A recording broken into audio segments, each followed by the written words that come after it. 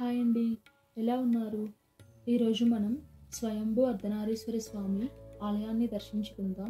ఈ ఆలయం శ్రీకాళహస్తికి 7 కిలోమీటర్ల దూరంలో స్వర్ణముఖి నదీ తీరాన ఉంది. ఆలయం బయట నుంచి వ్యూ అండి ఇది. మనం లోపలికి వెళ్దాం.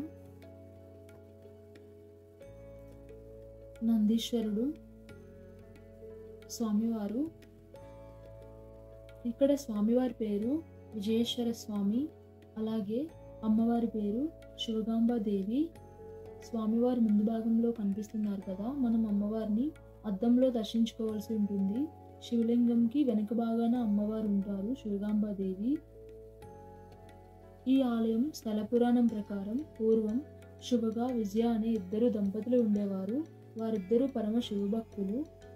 ఒక మహర్షి ఆజ్ఞ ప్రకారం ఈ శ్రీకాళహస్తి వాయులింగేశ్వర స్వామిని దర్శించుకోవడానికి ఈ ప్రాంతానికి వస్తారు. కాళహస్తీశ్వరుని దర్శించిన తర్వాత ఆ రోజు వారు ఈ ప్రాంతంలో 100 మట్టి శివలింగాలను చేసి ఆ శివలింగాలను పూజించి రాత్రి ఈ ప్రాంతంలో నిద్రపోతారు.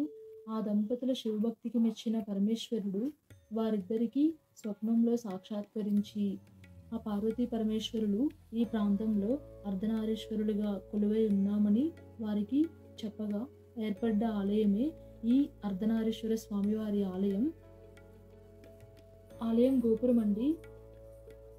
చూడండి, ఇక్కడ అమ్మవారు కనిపిస్తున్నారు కదా, మనం వెనక నుంచి కూడా దర్శించుకోవచ్చు.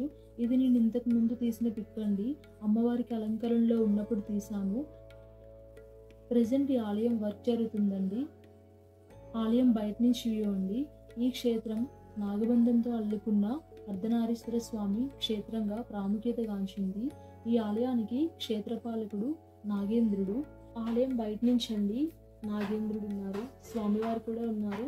ఈ శివలింగం ఆలయంలో ఉండే కానీ వర్క్ జరుగుతుందని బయట పెట్టారు. ఎవరికైనా వైవాహిక సమస్యలతో ఇబ్బంది పడేవారు, అలాగే దంపతుల మధ్య సఖ్యత లేని వారు ఈ అర్ధనారీశ్వర స్వామివారి క్షేత్రాన్ని తప్పకుండా దర్శించండి. స్వామివారి అనుగ్రహానికి పాత్రులు కండి. చాలా మందికి శ్రీకాళహస్తిలో స్వయంభూ అర్ధనారీశ్వర స్వామివారి ఆలయం ఉన్నట్లు తెలియదు. మీరు శ్రీకాళహస్తికి వస్తే ఈ క్షేత్రాన్ని తప్పక దర్శించండి. మళ్ళీ మనం మరో వీడియోతో కలుద్దాం. నమస్కారం.